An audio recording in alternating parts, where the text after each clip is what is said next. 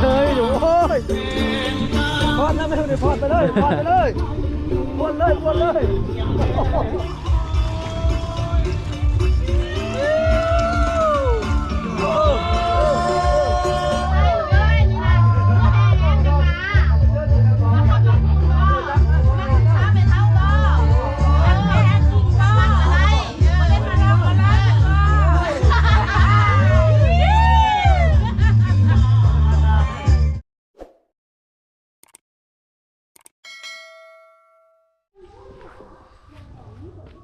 กับทักทายสวัสดีพ่อแม่พี่น้อง FC ทุกท่านที่เข้ามาติดตามรับชม2,000ใหม่โอ้ยตอนเช้าว่าท่านได้กินยังพ่อแม่พี่น้องเลยมานอนอยู่บ้านพักนะกับหัวหน้าเพิ่น2คนนะจะพากันออกไปพุ่นแหละไปหางานพันเฮียงงานดองพันเฮียงโอ้ยในครอบครัวได้สิบ่ได้ไปป้านำเฮาอ๋อหัวหน้าพันเฮียงในครอบครัวเรา ให้เป๊กแล้วไปดูพาเมียไปเห็ดกินผมได้บัดนี้เนาะไปออกไปหัวหน้าไปหานางกินกาแฟแล้วก็จึงไปเนาะให้พอมีเหือมีแห้งเดี๋ยวคนเคยกินกาแฟแต่เช้าน้องออกไปแห่เคยแต่เช้านะ7:00 นครึ่งฟันเฮียงเว้า มาแต่เมื่อคืนเนี่ยมาพักอยู่นี่เดี๋ยวบ้านพักยังนะอ๋อมาขอกินกาแฟเป็นวัน ขอกินกาแฟมาเพิ่นก่อน งานรองพันเฮียงเด้บ่ได้ไปบ่เพิ่นบ่ได้เชิญเคยเห็นเจ้าอยู่ใน YouTube แม่นต้องไม่พลาดพันดอนสวัสดี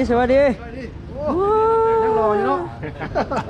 คนคุ้นเคยนะสวัสดีเชิญเลยสวัสดีวันอังคารทุกคนสวัสดีทุกคนเด้อสวัสดี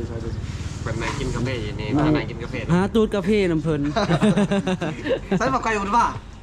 บ่ไก่ผมว่าโอ้บ่ให้มาแล้วตัวอันตรายไปหลังจากไปตูดกาแฟแล้วเฮานะเนาะตูดกาแฟ FC อันโทนาซ้ำตูดกาแฟ ไปเห็นเพิ่นนั่งกินกาแฟอยู่ว่าจะไปคอกินไปเพิ่นฮู้จักเฮาพอดีเนาะแม่นพอดีทางนาเป็นสะพานเลยสะพานเติงนะเป็นเอารถจักรมาผู้เดียวเขาไปหางานพันเฮียงตูดจนสงขลาเลยจึงเมื่อเนาะนะเนาะจะกลับประมาณ 11-12 โมงกลับเนาะนะเนาะแล้วกันนะประมาณนั้นไปเขางานรอบที่2เมื่อคืนก็เข้ามาแล้วเป็นที่ห้ามเนาะมุนอุ้ยปุ้ยมื้อแรกนะมุนอุ้ยปุ้ยเธอเด้อมื้อแรงบ่โอ้สวัสดีคือบอกอย่างเลยสบายดีเลยสบายดีทุกคนเด้อโอ้งานพันเฮียงเมื่อคืนนี่จัดสถานที่บริเวณสถานที่เนาะทำเวลาจริงๆจัดโต๊ะต่าง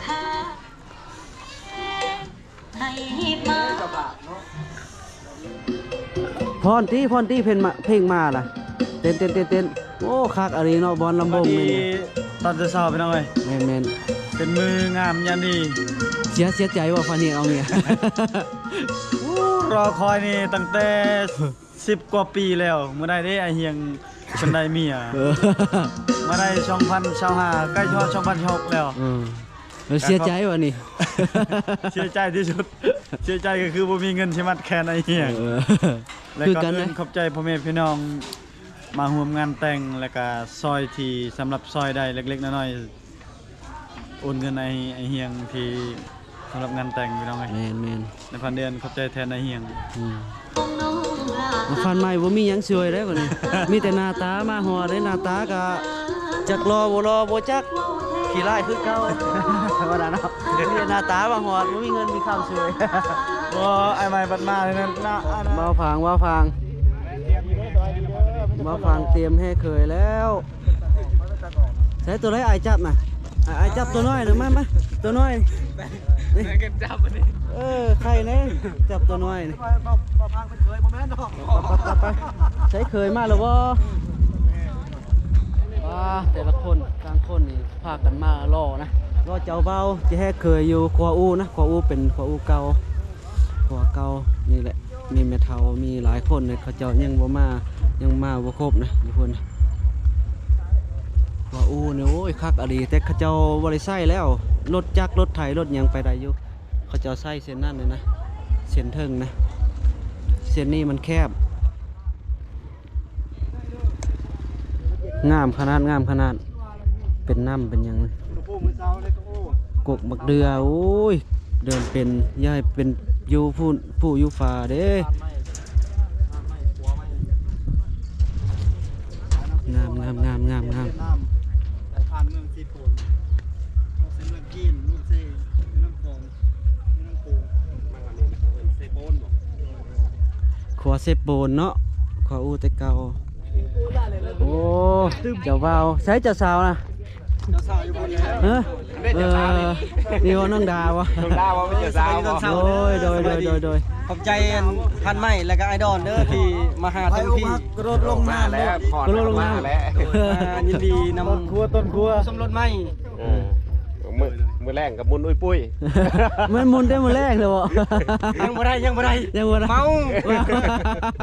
เมา ไป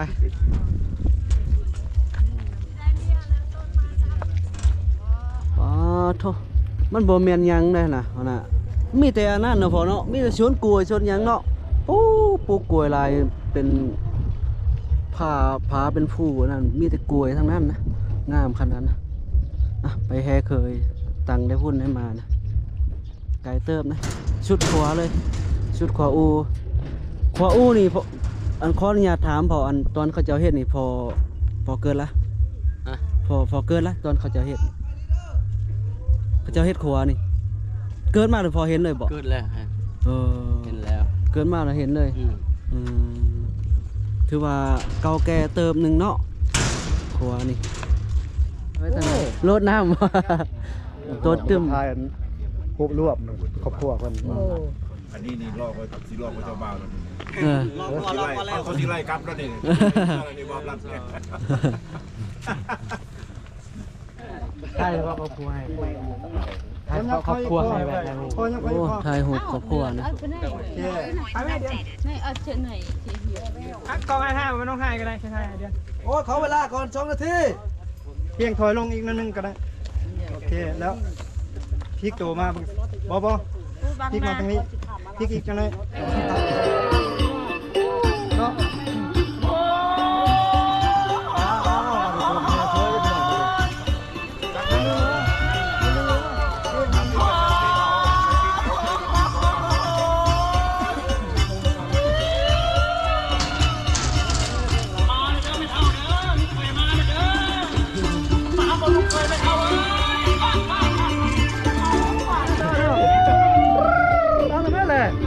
เฉยๆอยู่โอ้ย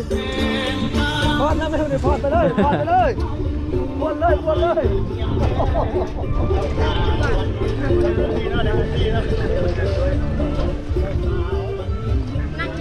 นักเดินน้องดานั่งเลย Hãy subscribe cho kênh Ghiền Mì Gõ để không bỏ lỡ những video บรรยากาศมวน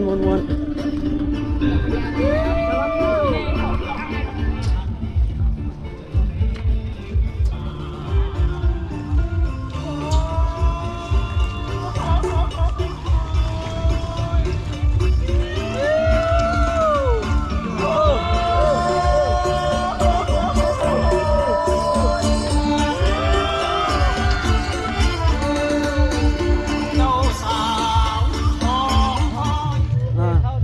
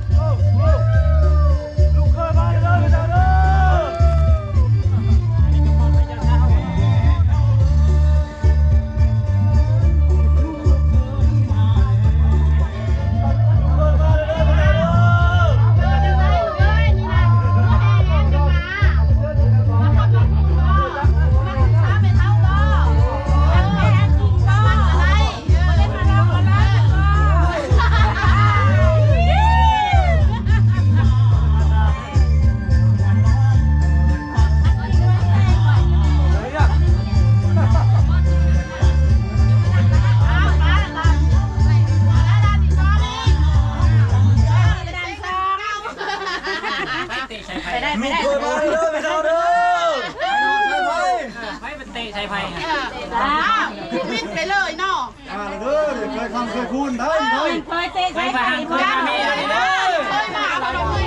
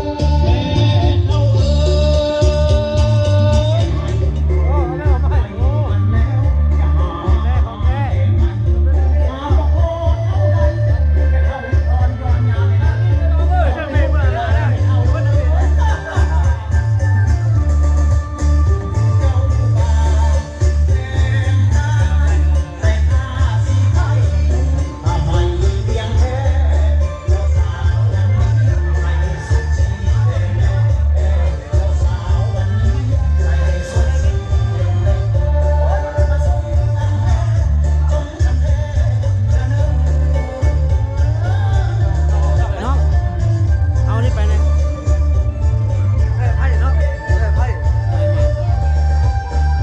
แม่เพิ่นจะเอาเครื่องให้นะ เขาอยู่ต่างประเทศได้หรือใกล้กันนะ อืม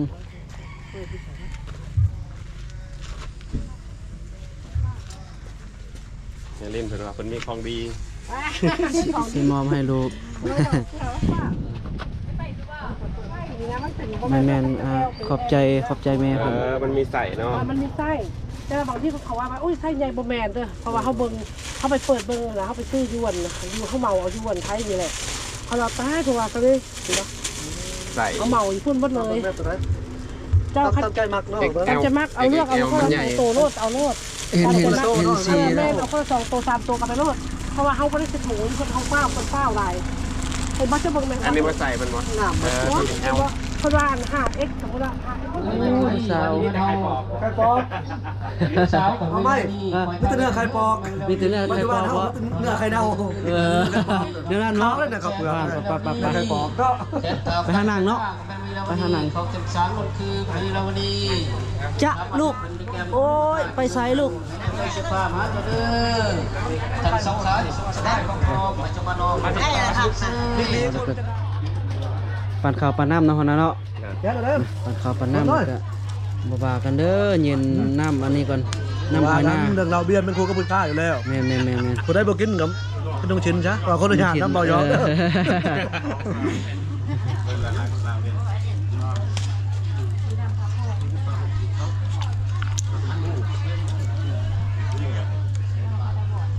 ทานไม่แล้วแบบนี้ ฮะโอ้ไอ้เติง ฮะ มืออ่อนว่าเย็นมานี่กินอะไรล่ะติ โอ้ยจะจับหมดจอกงมหมดจอกถือมาเลยจอกตัวนั้น ถือมาเลยพุ่นน่ะ คนได้ป้าได้จอกตัวไหน น้องเพิ่นมานางน้ำนะ ได้ยินกินมือเขานั้นเลย ยังไม่ยังกินเลย น้องบ่แม่นมืออ่อนบ่มือแข็งวะพันเติงเพิ่นว่าอยากจับยกกินเลยอันมืออ่อนเย็น บางคนละอย่างนั่งได้ทัวร์หรือเปล่าบางคนละอย่างใช่เลยยังโสดอยู่คนนั้นได้ฉันนี่เลยจะตามไม่แล้วคนนั้นโลกมันอยากบอกเลยคนนั้นนี่แล้ว ผู้ปวนคือกลางก็มีแล้วเนาะ กันพวนผู้กลางนี่ก็ยังโสด คนกลางได้โสด สวัสดีเจ้าบ่าว เจ้าสาวสายสมองย้อนอ่อนขออนุญาตให้เชิญเชิญขออนุญาตให้เชิญ เจ้าบ่าวนะ มาแล้วบัดนี้บ่ได้นำ มาโตพ่อแม่พี่น้องชมมาพักตัวเลยนะอยู่นี่นะตัวเฮามีสาวลายนะมาฟังเนาะตัวเฮามีสาวลายเนาะสาวเสื้อขาวมาเพิ่มแล้วนะสาวแม่ขาววะสาวมอคอเลย ทางคำสีทางลำแก้วทางสีมะดอนทางอินพรพร้อมได้คณะ ยกพี่ยกพี่เอายกเด้อน้องเด้อเอาน้องด่าดูน้องยก ไปอีกสามเนาะท่านไม่ในยักษ์ซึมแล้วซึมแล้ว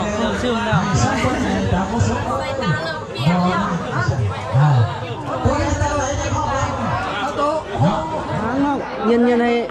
พ พีเพิ่นได้ เอาหาตัวแทนมาก็ได้ทางคำสิง เดี๋ยวมอบกลับบ้านเลยเดี๋ยว เอาพี่กลับก่อนเด้อก ลับเลยเด้อ โดย ขออนุญาตบันทึก เอาสาวเนาะ ปปสปปสธรรมดาเนี่ย กลับเลยน้องเด้อ สามารถแต่ละบ้านมีสมบัติประสิทธิ์ กลับก่อน เมื่อ ไปสิครับหลาย แนวนั้นบอก กลับก่อน โอ้ยไปสิ มื ค อ รับ หนาเด้อมือหนาพ่อกันไหม ไปครับวันแล้ว อ๋อมวนอยู่เนาะเอาน้องหนาลูกน้องไปกลับก่อนเด้อมือหนาพ่อกันไหมโดย